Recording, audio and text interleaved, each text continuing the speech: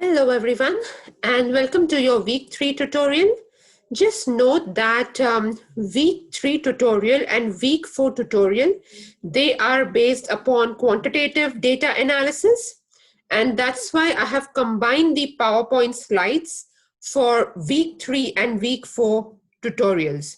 So I'll upload the PowerPoint slide as one PowerPoint slide for week 3 and week 4, and this would be uploaded on Canvas under your modules week 3. Okay, but this is the same PowerPoint slide which will be used for both of your week 3 and week 4. So in these 2 weeks, we'll be covering basic data analytical complex concepts and descriptive statistics in SPSS. So that's your content for week 3, which is what we are going to be doing right now. And for your week 4 tutorial, it's going to be looking at bivariate data analysis, all under SPSS. And that is also part of the same PowerPoint slide. All right. So I hope that's clear, and we'll start. All right, so this is basically my favorite part, which is looking at quantitative data analysis, because as I've said, I'm a very numbers person. And even the current research which I'm doing, it has very advanced level of statistics that I'll be doing. But yes, quantitative data analysis makes some sense to me. Qualitative, I'm not an expert, and that's why you'll be having a guest lecturer. Okay.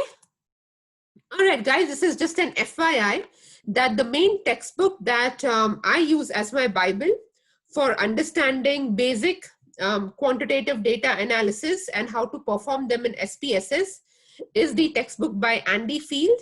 All right, it's called as Discovering Statistics Using IBM SPSS. All right, it's a wonderful book. It's written in such simple language that anybody can understand, even a high schooler can understand. It's like so simplistically written. That's why I like it. The book is useful for understanding basic stats, basic quantitative analysis, and how to do it in SPSS. When you go on to doing modeling techniques and things as such, that's not in this textbook, and for that you need specific workshops, so on and so forth. But yes, as I've said, that if you are ever interested in doing research, or if you deem that, yes, my supervision can be helpful for you in your research, I would definitely love to speak more about that with you. So obviously that option is always open. If you think that anything which I do with my area of nutrition research is something which you are interested in, let me know and we can have a chat. Okay. All right.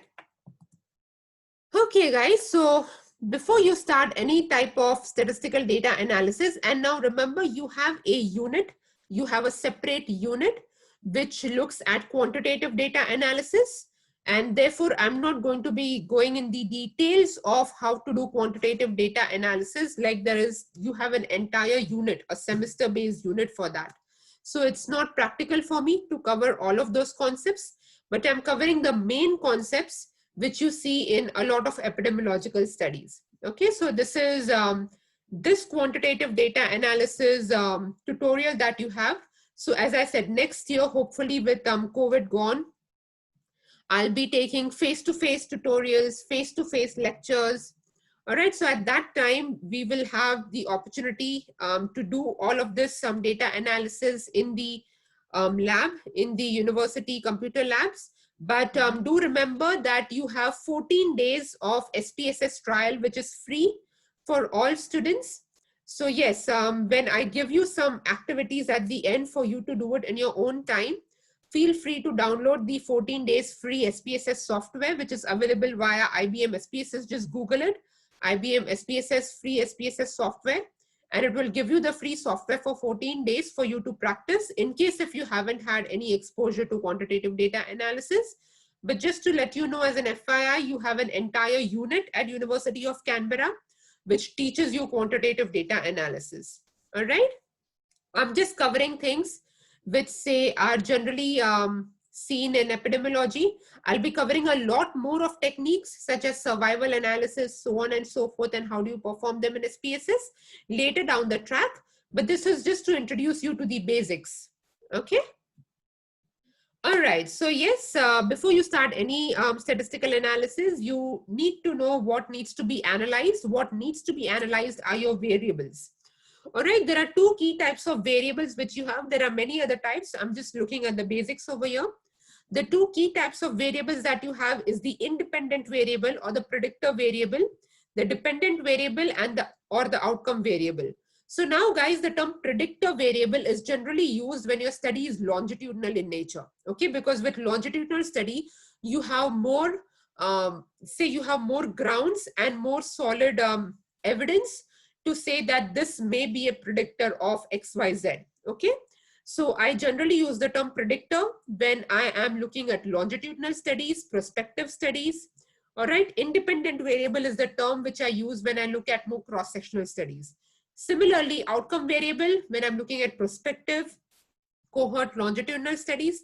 Dependent variable more suitable for cross-sectional studies. Okay. So yes, what is your independent variable, predictor variable? A variable that causes something. All right. So you should always ask, does this cause that? And if the answer is yes, then yes, that is the independent variable. Okay. So smoking causes cancer. So what causes cancer? Smoking. So what causes is how you should be asking, and whatever the answer is, that is your independent variable. All right. Then you have dependent variable. As I said, that is the outcome of something. Okay. So smoking causes cancer. So what does smoking cause? And the answer, cancer, is your outcome variable. Okay. This sounds very easy, but when you read research papers, not every research paper clearly says this was my IV, this was my DV. But the more you learn about analysis and which variable was added in which part of the analysis, you can then figure out which was your IV and DV. So that takes a bit of practice and experience. But yes, if I was teaching quantitative data analysis, I would have gone into a lot of details of that. But as I said, this is taught as part of EPI, so we are sticking to the basics. Okay. Then you have variable types where you have continuous and categorical variable. So basically, guys, the couple of these two lectures are just say sort of a revision of quantitative data analysis. All right. So now your continuous variable, for example, are something like age. Okay. So you have age from say 1 year to 65 years. Okay. So anything which is continuous in nature on the number line, that is continuous variable.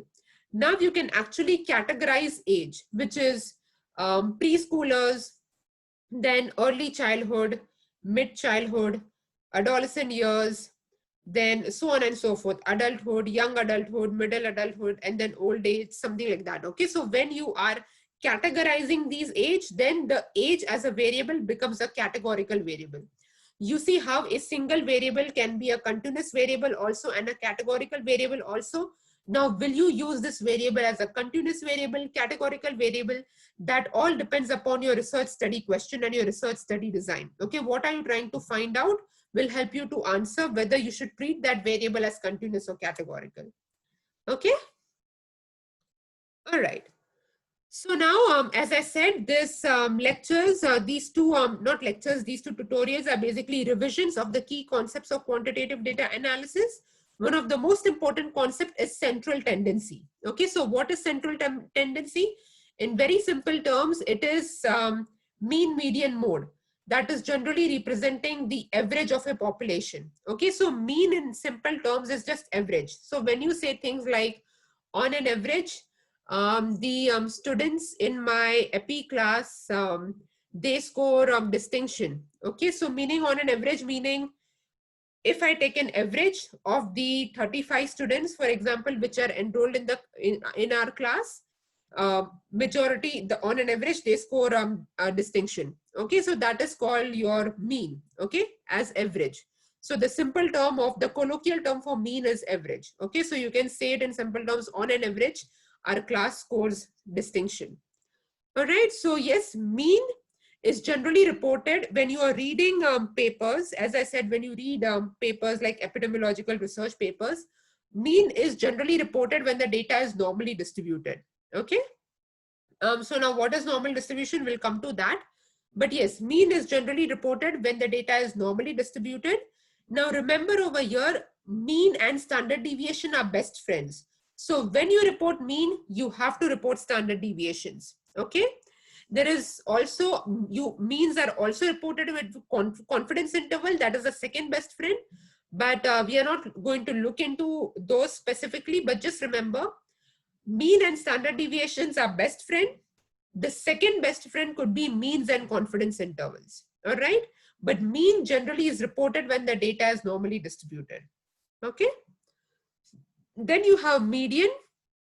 Median is generally the middle number in your data set, okay? So for example, the average age of the class, if it is say 26 years, all right, and when I say average, the median generally is not that far. If the median is very, very far, then the data is not normally distributed, okay?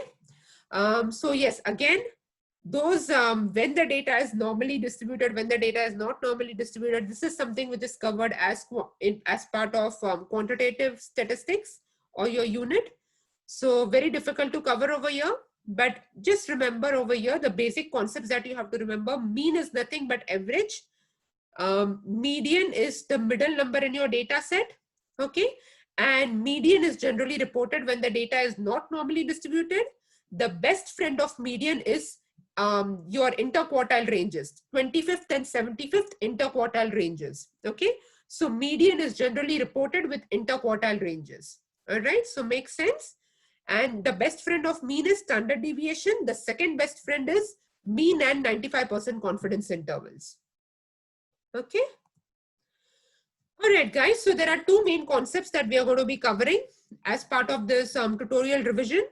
Is the shape of the distribution. As I said, normal distribution. So we'll be looking at the shape of the distribution, and we'll be looking at the spreadability around the central tendency. Okay, so what does that mean? We'll go into that in detail. Okay, so now we'll be looking at the first concept, which is the shape of the distribution. So now guys, when you plot a histogram, so when you do SPSS, within SPSS, you have the option of plotting a histogram. And when you plot a histogram, and if it looks like this, where majority of the things are in the center, then that is normally distributed. Okay, so it should look like a mountain, okay, a symmetrical mountain. If it is, then the data is normally distributed. That is just a visual estimation, okay? Sometimes you may be confused whether this is normally distributed or not, because generally when you plot a histogram, it is in terms of these vertical bar charts, okay? So it does not look as pretty as this. You can even plot points, but then you may be confused whether it is it not. You have specific tests which you can run in SPSS, all right? They have a very unique Russian name, which I can't pronounce, okay? I just call them KS and SW tests.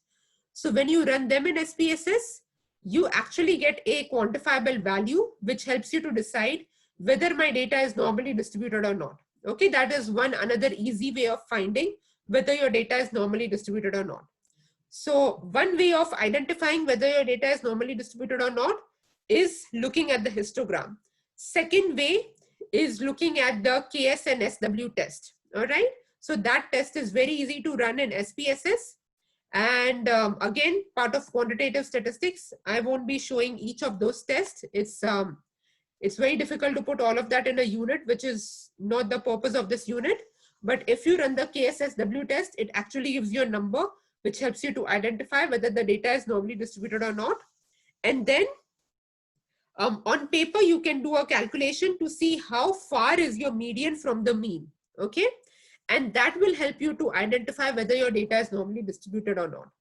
It's just useful to keep these concepts in mind, guys, because just in case if you take research in the future, all right, if you are going in the trajectory of doing research in the future, if you at least know of these concepts, you can discuss this with your guide, you can discuss this with your supervisor, and then you can actually learn how to do it. So as I said, this unit cannot teach you all of those things because that's not the purpose of this unit.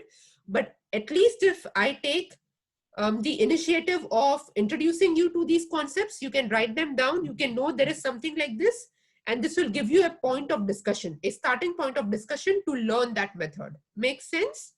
Okay, so these are roughly the three ways. You can also, the fourth way of finding out whether the data is normally distributed or not is looking at the skewness and kurtosis. Okay, so again, you get values of those in SPSS, and with some basic calculations, you can know whether your data is normally distributed or not. All right. So guys, it is very important to first identify whether your data is normally distributed or not. Why are we having so much of emphasis on this? Because if your data is not normally distributed and you do test, and if you do parametric test, which you do when your data is normally distributed, this won't give you the accurate representation of your sample, meaning you're more likely to incur type 1 error, type 2 errors, things like that. So the answers which you will get out of your data analysis, they will not be correct for your sample because your sample was not normally distributed. You had to do some other test. Okay. So yes, now very fundamental concept, remember, basic, like most of you may know, but some of you who haven't been introduced to research may not know. The concept of distribution only is applicable for continuous data. Okay, continuous data like age as it is, or BMI as it is, or height and weight as it is. For categorical data, you don't have the concept of normal distribution. All right, so it is only for continuous data. All right, so that is the first thing which I have written. Normal distribution, you have to worry about distribution if you are using the variables as continuous data. Okay, and always remember, continuous data will help you to increase the power of your test. Okay, meaning to give you more accurate results. Very in simple, very layman colloquial terms. All right, so where possible, and if it is relevant to your research question, what you're finding out, then yes, you should be using continuous data. You should not just use continuous data because you have to then worry about distribution and you feel lazy, so you just categorize it. No, when you start categorizing variables, it is like all or nothing sort of a case. So you may lose a lot of valuable information. Your power of statistics may become lower. Okay. So these are just say basic rules. All right. So yes, use continuous data if that is what is pertinent to your research question. When you're using continuous data, yes, that is when the concept of distribution comes into the picture, and you have to identify whether your data was normally distributed or is your data not normally distributed. All right. When your data is normally distributed, you apply parametric tests. Okay. What are the type of parametric tests? We'll come to that very soon. Okay.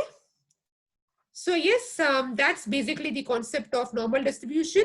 And when I say on an average, the students in my class, they score distinction. So meaning you are generally, most of you on an average are in the center, okay, scoring distinction. All right, so distinction for our class is an average, which is so cool.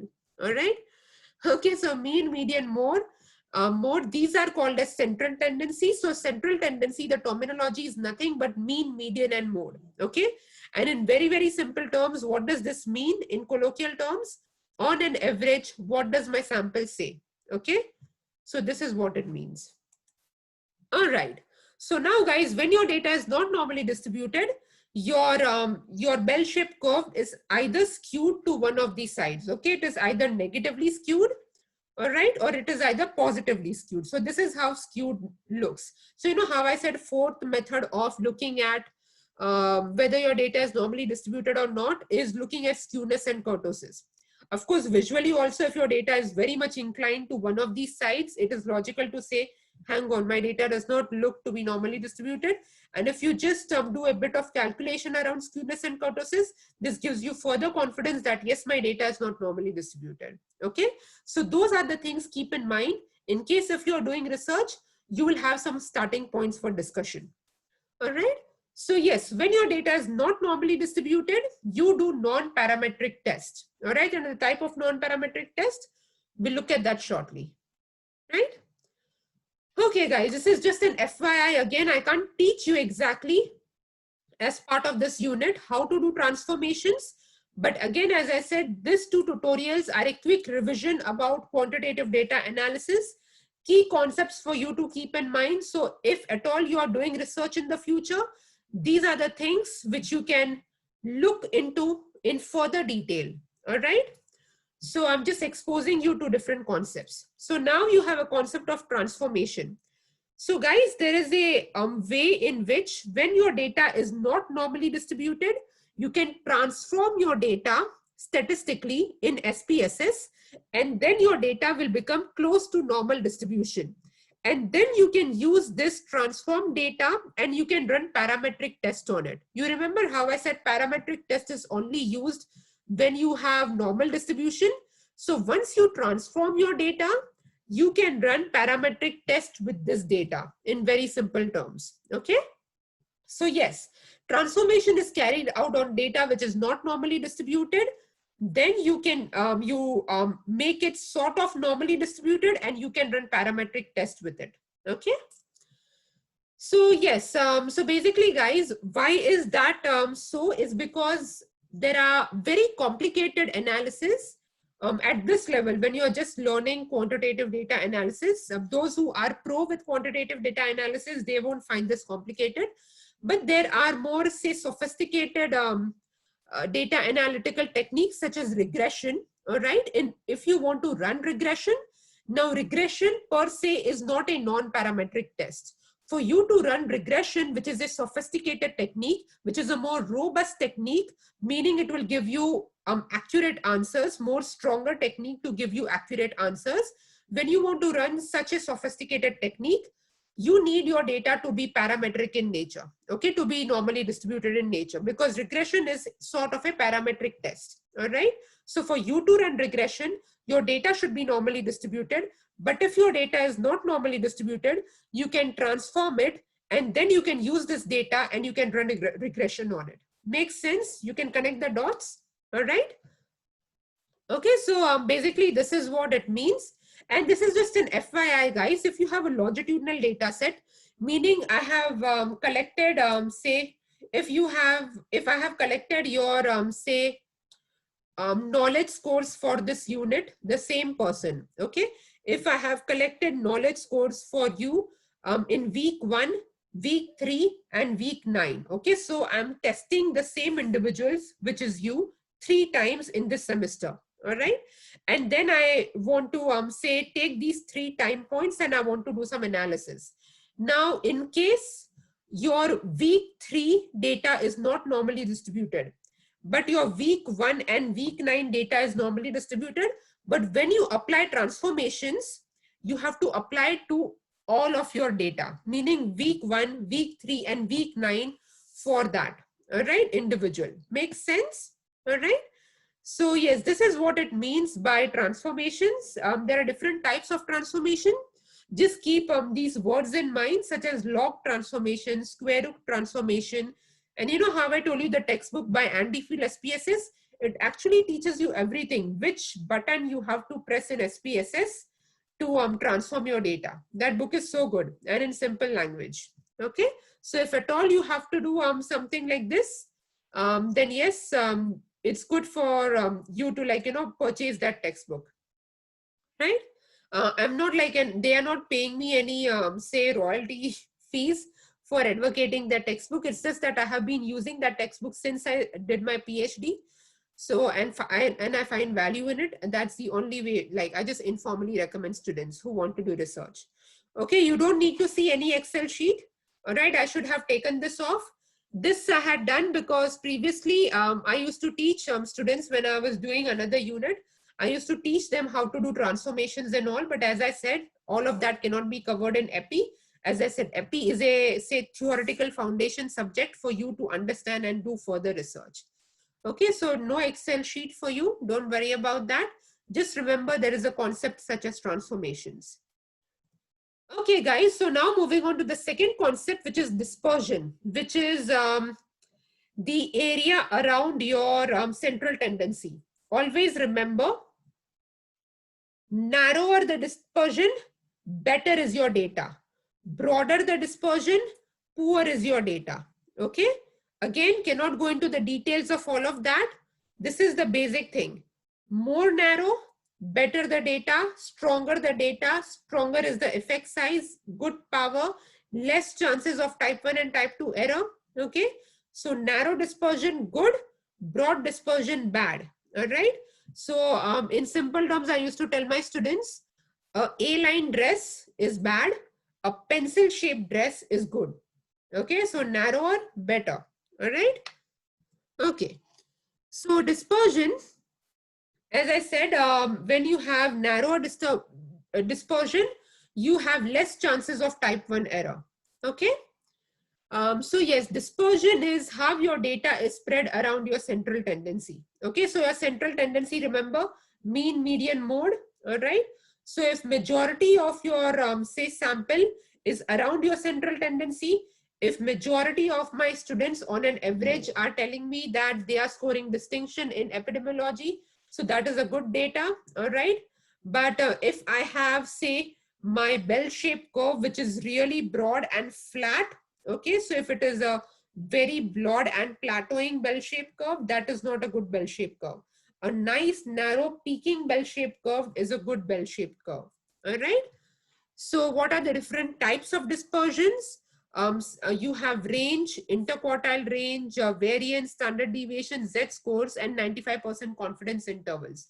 All of these are various types of dispersions. Okay. So for example, when I talk about 95% confidence interval, if the confidence interval is narrow, for example, the median age of our class is 26 or the mean age of our class is 26. Okay. So meaning on an average, the students in my class are 26 years of age.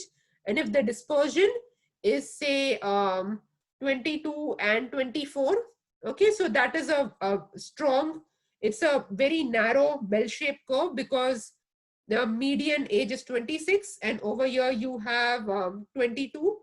26 is median. So yeah, over here it shouldn't be 24. Sorry, it can be 28. Remember the middle values, the central tendency value, which is your mean, median, or mode. It's a value which lies between the confidence intervals. Okay, so 26, 24, 28. Okay, so that is a narrower dispersion, good data set. If my, on an average, the students in my class were 26 years of age, but if the confidence intervals were say 19 to 65, that's a very, very broad dispersion. Okay. So now that confidence interval is not a good confidence interval. It's a weak confidence interval. All right. So guys, there are few more concepts such as effect size, and those are the ones which I'll be covering as part of your other lectures or tunes. Okay, so basically over here, just keep an FYI, narrower the dispersion, better is the data. Okay, because we'll be talking a little bit more about dispersion, guys, when we look at the concept of odds ratios. All right, so when we look at the concept of odds ratios, which we are going to look at the concept, that is where we'll be talking more about dispersion in terms of confidence intervals. Okay. So yeah, for now, that's a big thumb rule that you have to remember. Narrower the dispersion, better. And what are the various indicators of dispersion? It's all of these. For example, 1 to 6 examples which I have given, it's these ones. Okay. All right, so now you have type of statistical test. As I said, parametric test is done when your data is normally distributed. Non-parametric test is done when your data is not normally distributed. So for instance, and when do you do Pearson's correlation, and that I'll again give you a broad map of this in the coming slides.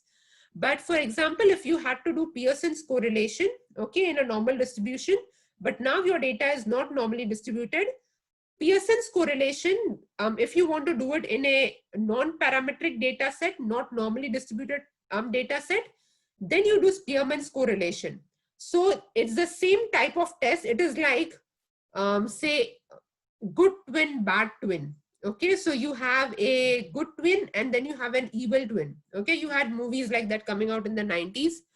So yes, I'm a 90s kid. Okay, so yes, so you had movies like that. So you have a good twin. So just think of parametric test as a good twin. Non-parametric test in real life is not bad. Okay, it is nice only. Okay, but this is just for you to understand. You do the exact same test, Pearson's correlation, in a non-parametric data set, but in that instance, it is called as Spearman's correlation. All right. Okay, so similarly, if you have independent samples t-test, which is your normal t-test, the non-parametric version is Mann-Whitney test. One-way ANOVA, non-parametric version is Kruskal-Wallis test. Please excuse my accent, Indian accent, so I may be not saying these names correctly. Okay, so paired t-test, you have your Wilcoxon test, and repeated measures ANOVA, you have Friedman's test. Okay, so these are the non-parametric versions of it. Okay, so all of this can be performed in SPSS. These are very, very basic tests. And we'll be covering a few of these tests, meaning how exactly to perform a few of these tests, parametric tests, as part of your next tutorial. Okay, so we'll be looking at bivariate analysis as part of your next tutorial.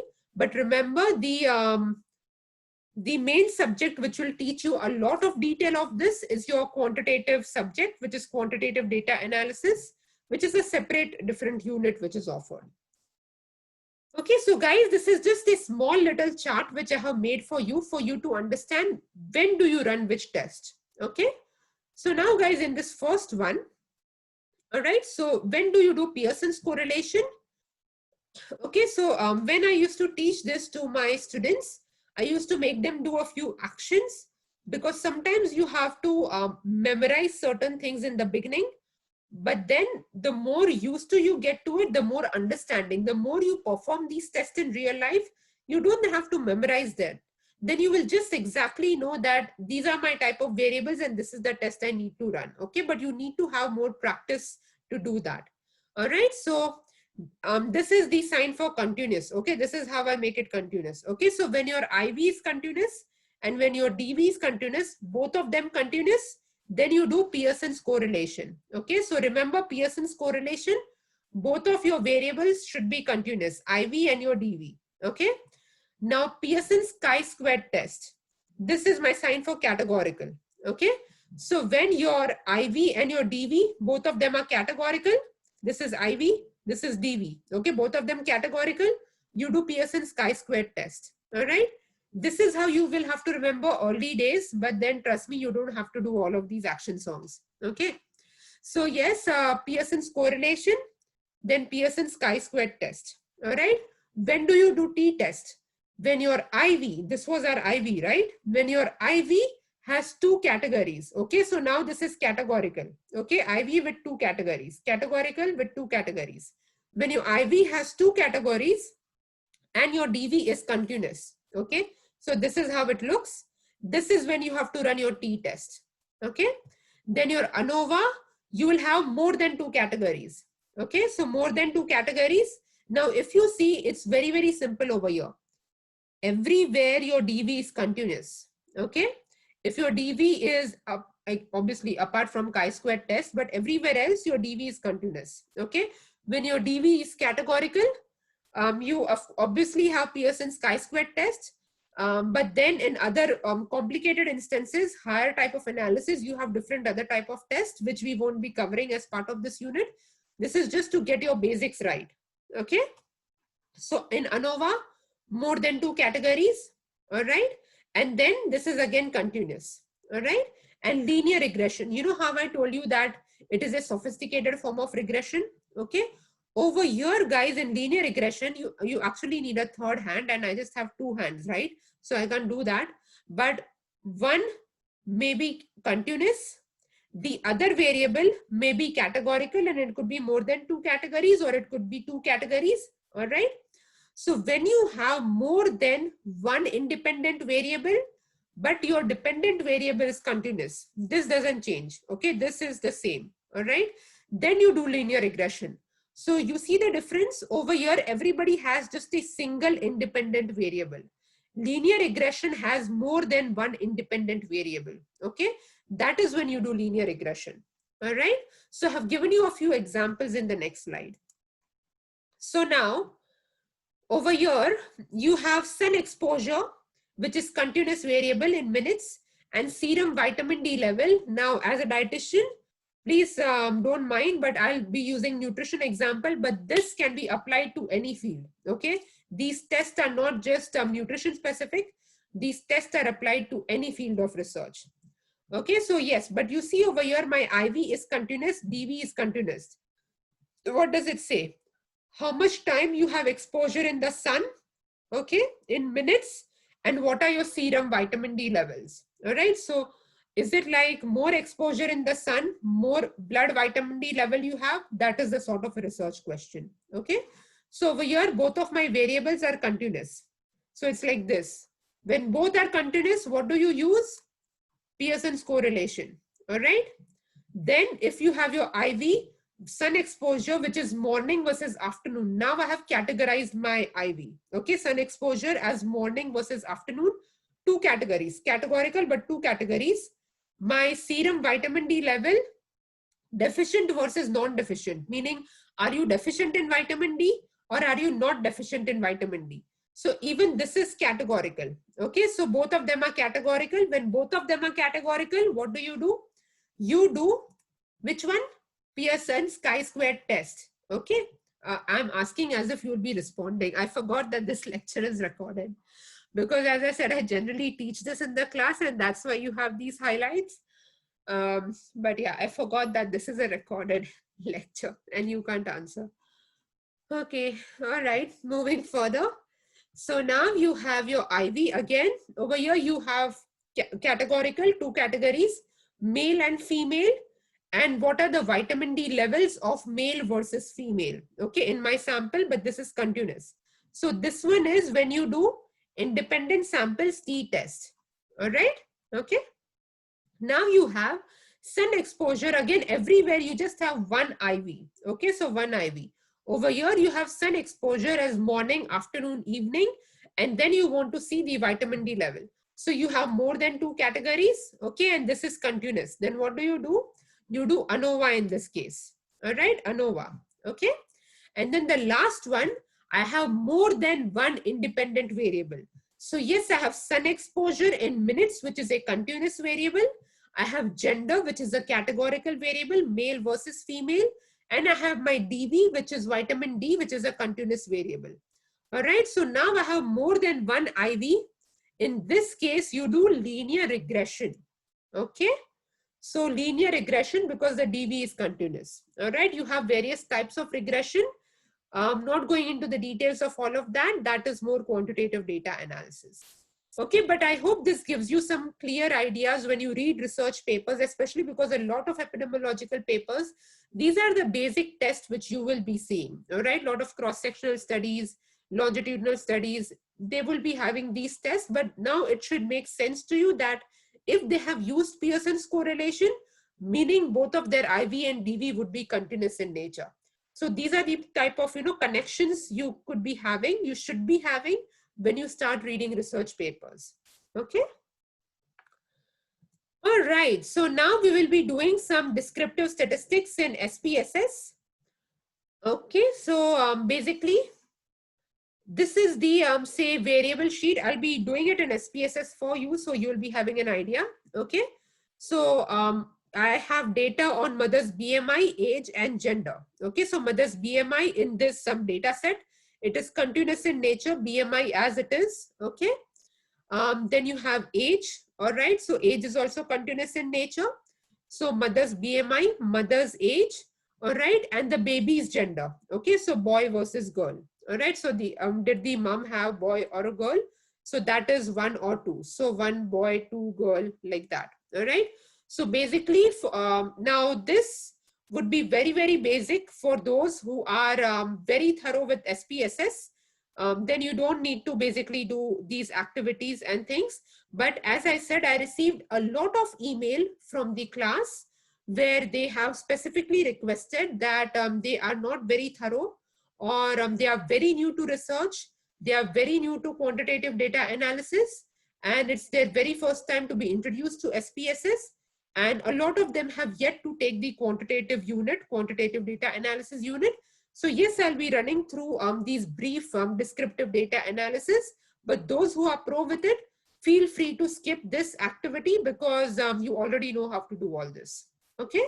And of course, guys, remember, even if I show you, and if you find that I'm too fast or anything, remember you actually have a lot of YouTube videos to show you these basics. Okay, so so rest assured, you have a lot of YouTube video tutorials for it as well. Okay. All right. So guys, basically I'll be entering this data in SPSS. Okay. So now I will share my SPSS sheet with you. So first I'll just copy this data. So I'll just copy this, Control C, copy. Okay. And now I'll share my SPSS sheet with you. Share. And guys, whatever I perform in this SPSS sheet now, that is, say, written in the PowerPoint slide as well. Okay. So all is written in the PowerPoint slide for you. I hope the SPSS sheet has been shared properly. If not, I'll just have to go through the PowerPoint slides with you.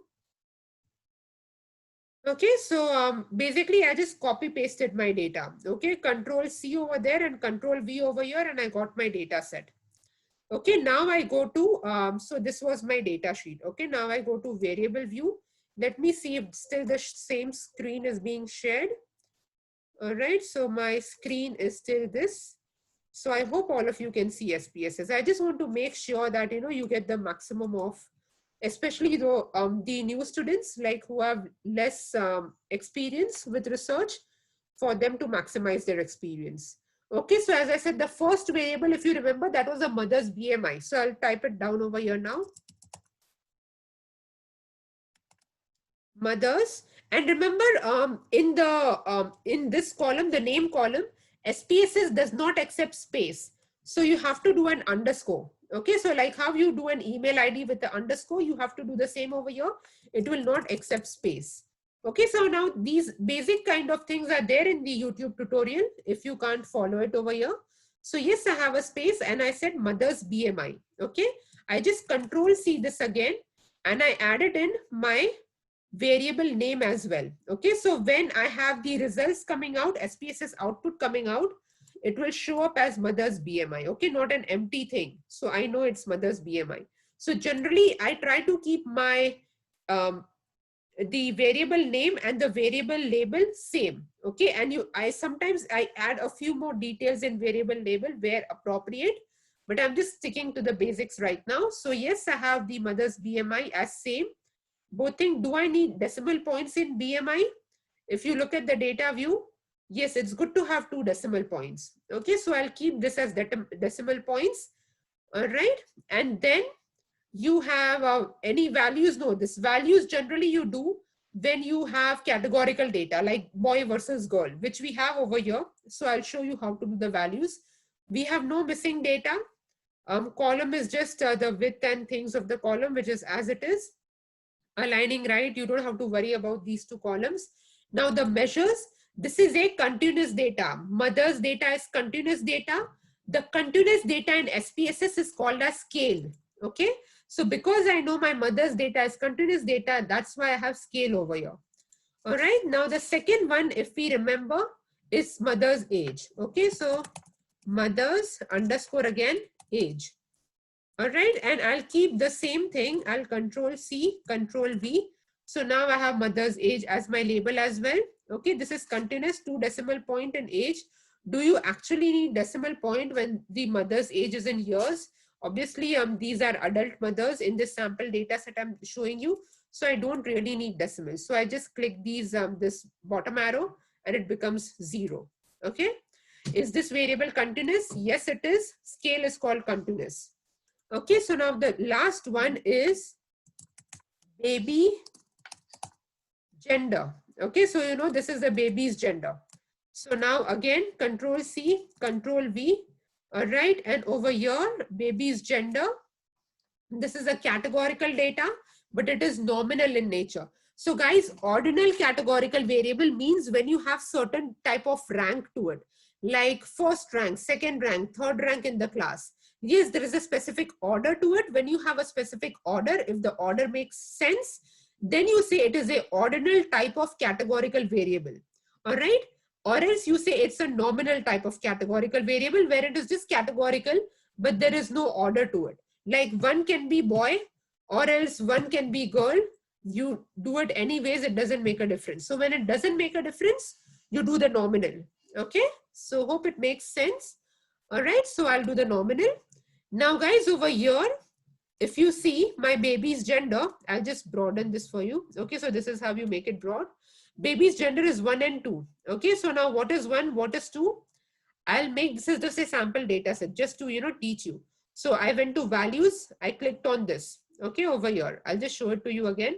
You see over here this little three dot thing. I clicked over here. What is my value? My value is 1. Okay, the label is boy. If my 1 was a girl, right now it doesn't make a difference. But of course, if I'm collecting real life data set, I would that time think that yes, my boys, I'll name it as 1 and 2 as girls. Okay, so my 1 over here is boy and 2 over here is girls. Okay, so boy and girl. All right. Okay. Do I need decimal points when the data is categorical in nature? 1 and 2, does it need decimal points? No, it does not. Okay, so that's why no decimal points. Now my data entry is complete. Okay, my type of variables, continuous versus categorical, I know what they are. My labels are complete. My value labels are complete. And the naming is complete. Okay. Now, if you see this 1 and alphabet. If you click over here, this is how it will show. Okay, so numerical and then the actual wordings. Okay, so that's the one for it. To convert your numbers into words, this is the one you click. All right. So now we'll just do basic descriptive test. Okay. So where I do my basic descriptive test is I go to analyze, I go to descriptive. You can just go basic frequencies if you want. Okay. So you go to frequencies, you have mother's age, mother's BMI, mother's age, gender. Okay, so gender is categorical. What I would advise is do all the continuous data descriptive first and then do all the categorical data descriptive second. Okay, it just makes it easier for you. All right, so then I go to statistics. What do I need? I look at the mean, median, I look at the minimum, maximum, standard deviation, and medians are generally reported with their interquartile ranges. Okay, so over here you can select quartiles. All right, and skewness and kurtosis is more for checking the distribution and things. Okay, but I'll just keep the descriptives basic for you so it's easy to understand. All right, so I press continue and I press OK. All right, so now let me see if this screen is shared with you.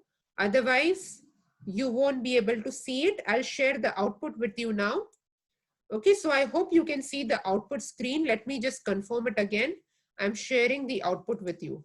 All right. Okay, so now can you see over here? So what's my sample size? I have 12 data. Okay, is there any missing data? It says I have 3 missing data. Okay. So it says I have 3 missing data and I have complete data for 12 people. All right. My mean is, meaning the average age of mothers in my sample is 26 years. All right. The median is 23 years, meaning the most common number. Remember the middle number, the middle number in your data set, the middle number in my data set is 23. Okay. Standard deviation, remember mean and standard deviation, best friends. So that is what you report. Median and interquartile ranges are your best friends. So you generally report the 25th and the 75th interquartile range when you report median. Okay. And there are other tests, as I said, the KS-NSW test, which you can check the normality and things, but we haven't done it over here. All right. Then you have, this is just the frequency that how many numbers. So like, for example, 2 mothers here had their age 21.7 years. Okay, so 2 mothers were 21.7 years of age, basically. Okay, so this is what it means. All right, so this is just a frequency table, which is generally not used as much for continuous data. For continuous data, this is the main thing which you need. Okay, mean, median, standard deviation. The minimum age in my sample is 16 years. The maximum age is 48 years. Now the same interpretation, oh, this is the BMI.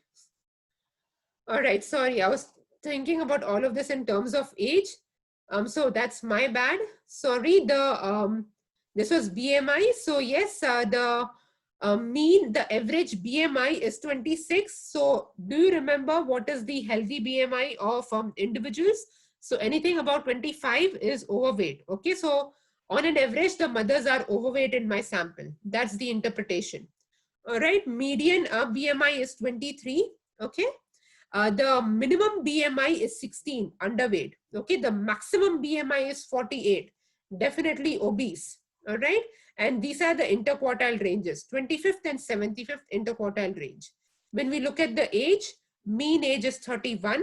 All right. Median is 26. All right. And the minimum age of mums is 22. The maximum age is 82. Wow. All right. This is just a hypothetical data set. Don't worry. All right. And then you have the percentile, which is 24 and 29. All right. So these are the basic stats, basic descriptive statistics for your sample. Now from here only I can do analysis again. Okay, so analysis, descriptive, frequencies. All right, if you wanted to plot charts, okay, so histograms, for example, you know how I said you can visually represent whether your data is normally distributed or not. So just a basic histogram. All right, show normal curve in histogram. You can do that as well. Continue and then okay. Let me see if the same screen is shared with you, because sometimes Zoom can be funny. Yes, I'm still sharing the output with you, which is good. Okay, so now if you look at the histogram, does this look normal to you? All right. Visually, this does not look normal to me. Okay. Visually, this mother's age absolutely does not look normal to me. Okay. So this is when I will then run the KS and SW test. Okay. That again, you can run it in SPSS. Should I run it for you? Okay, I'll run it for you because you're such nice people. All right. So you know how we went descriptive frequencies? You go descriptive explore. Okay. So you go to explore. With explore, you add mother's BMI, mother's age. Okay. Remember, continuous data set is where you have to focus on distribution. Categorical data set, no issues with distribution. Okay. So now over here, you do your statistics, you do your normal, you will get your mean, median, things like that, percentile. It's good to do as well. Now you plot your histograms. You see this one, I'll show it to you again. Plot, okay, because I want to show you where you do the KS-SW test for normality. All right. So you go to plot. You see this normality plots with test. This will tell you numerically whether your data is normally distributed or not. Okay. So I click on that yes, I need my normality to be tested. Not my normality, but the data set normality. Okay. Then you press continue. Yes, I need a histogram as well. Okay, stem leaf will not make a lot of sense to you, but with stem leaf also you can make out whether your data is normally distributed or not visually. Okay. But as I said, this is not a quantitative class. This is just an extra bit which I thought it would be good to show you because we have spoken a lot about it. But yes, cannot go into further details than this. You press continue. Okay, you press OK. Then this is, you will get the same things. Okay, you will get the same mean. You know how I said sometimes means are also reported with confidence intervals, 95% confidence intervals. With when you go to analysis, hang on, when you go to sorry, that Zoom thing keeps coming down. So now when you go to analysis over here, descriptive explore, that is where you can get means and 95% confidence intervals. Okay.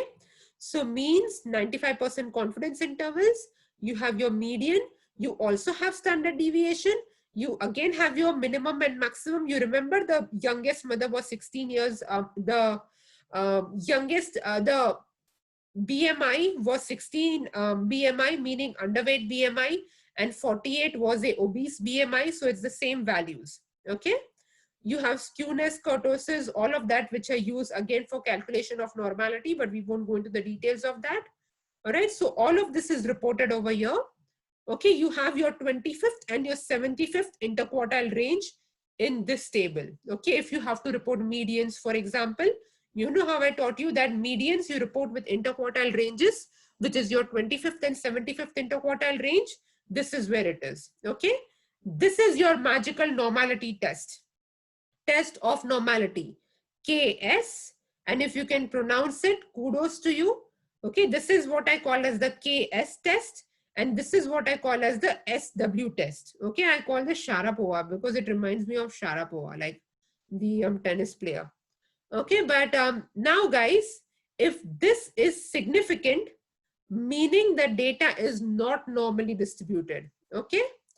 In statistics, you feel very happy when you get significance. Okay. Because when you're doing bivariate tests and when you get significance, you feel really happy. One place where you don't like getting a significant value is when you're testing for normality.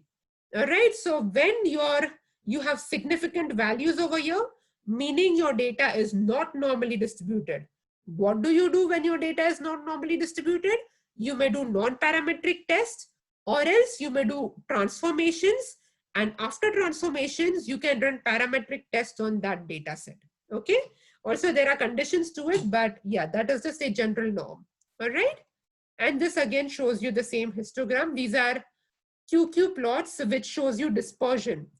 If you have these dots, basically, if these dots are closer to the line, the data is good.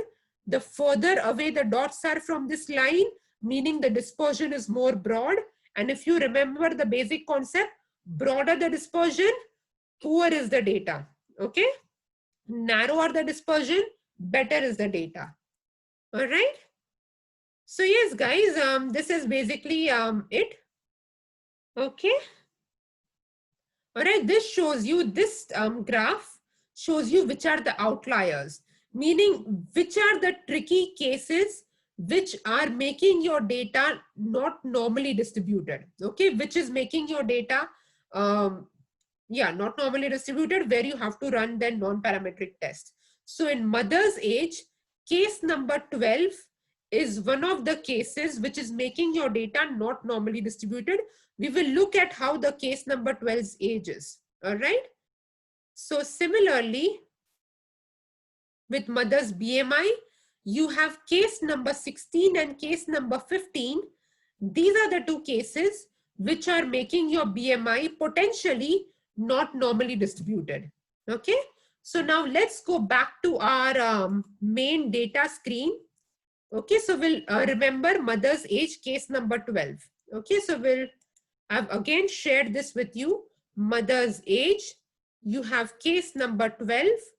But of course, this could be an age which would make my data not normally distributed potentially, is because majority of the other mothers are in their 20s and 30s, but this mother is 82 years of age. Okay, does that make sense? Okay, similarly, you had case 6 over here. So case 6 has a BMI of 48, which is obviously very obese. Okay, so it was case 6 and case 15. These are the only two ones which are in the obese category. If I quickly run my eyes through the others, they are not in the obese category. So yes, these are potentially the outliers. These are called outliers, which can make your data set not normally distributed. Okay. So when you have a very, very big data set, and if there are troublemakers that like these, you may, obviously you do log transformations, and sometimes depending upon what ethical reason you have behind your research question, you may exclude these participants. But the question of excluding them, including them, etc., there is a lot more of, say, decision-making around it, ethical decision-making around it, which is something which, again, I cannot go into the details as part of this unit. All right.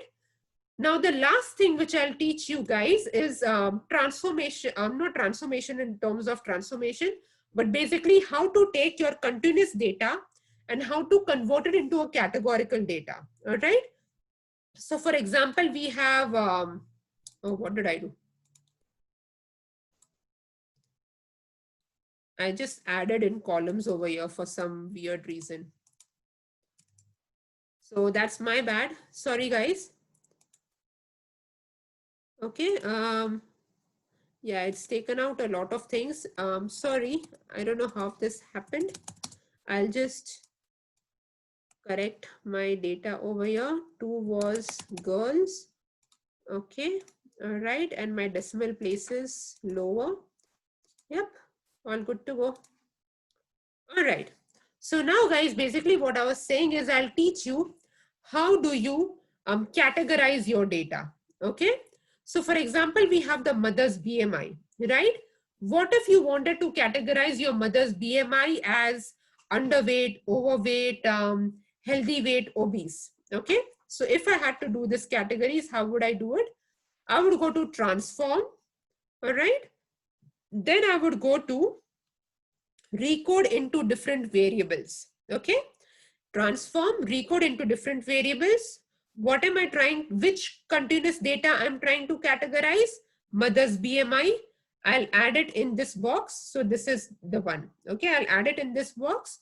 Generally, my habit is to write this as mother's BMI and CATA. That's just my way of writing. It's not that you have to follow this.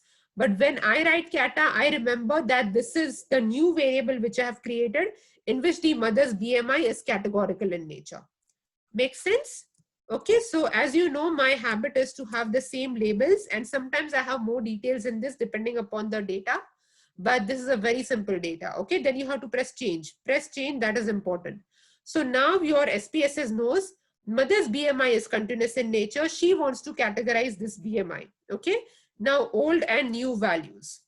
All right, so now over here, if you look at the mother's BMI, like the World Health Organization BMI cutoffs, the BMI below 18.5 is considered underweight. Okay, so now if I say range lowest true values, okay, lowest true values meaning any value which is below 18.5, all right, will be categorized as underweight BMI, all right. So lowest values, so 18.5, all right, and I'll put this as 1, okay, but I have to remember now value number 1 for me is underweight, okay. If I were new in this field, I would write it over here that value number 1 is underweight, because that is what will help you to give wordings to your 1, 2, 3, 4, okay, when you go to your variable view. So we'll do that, all right.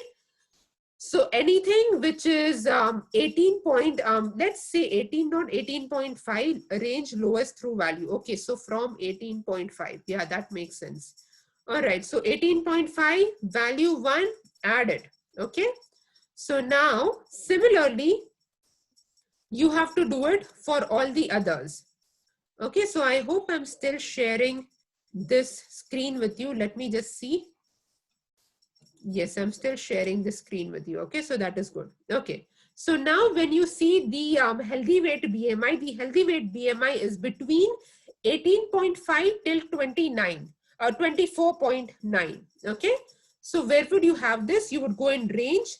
You have 18, all right, 0.51. Okay, remember till 50. You will be having your underweight. Okay, so 18.50 and below is underweight. 18.51 till 24.99, okay, is your healthy weight. This will be number 2. Okay, so I'll add it. Okay, because it's a range. All right, so now your overweight BMI is 25.0. So over here, you will have 25.00. You can have that. Okay. Till you have your overweight range is still 29.9. So 29.99. Okay. So now that is your number 3. All right. Now you see there is no number which is repeating over here, meaning 18.50. Okay. So this was your, let me add it over here 0. So it just becomes easier for you. Okay. To remember. So your number 1 is starting from anything lower than 18.50 and lower. Okay. Your number 2, which is your healthy weight, starts from 18.51. So I'm not repeating 18.50 at 2 places. Okay.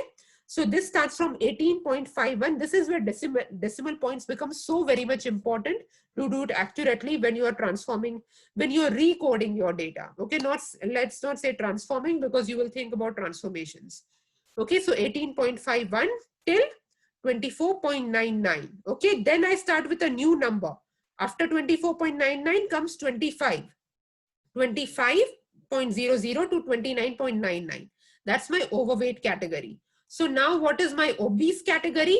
Anything which is 30 and above. Okay, So again, I go over here through highest values. So 30.00.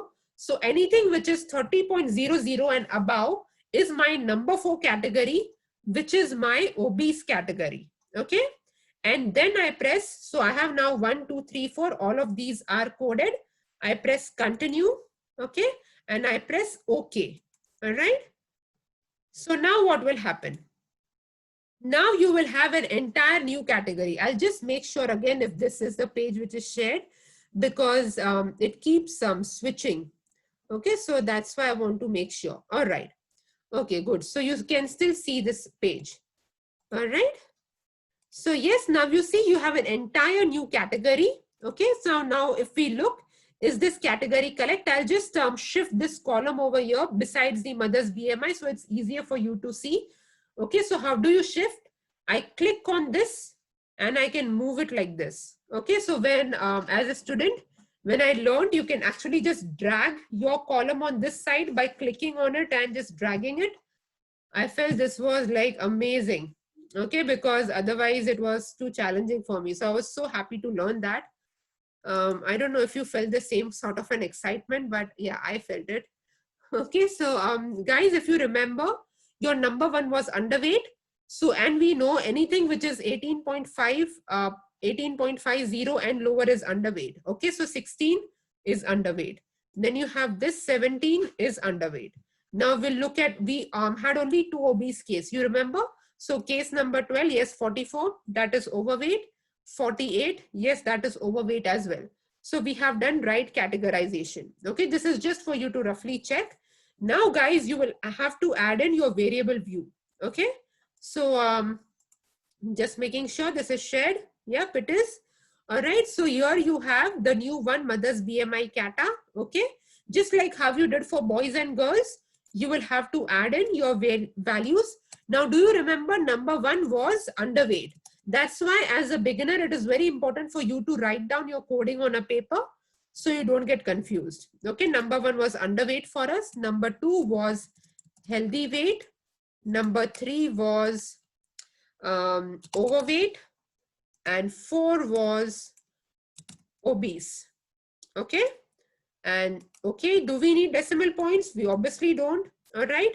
Now we look at our data view. Just making sure again, because I've switched between screens.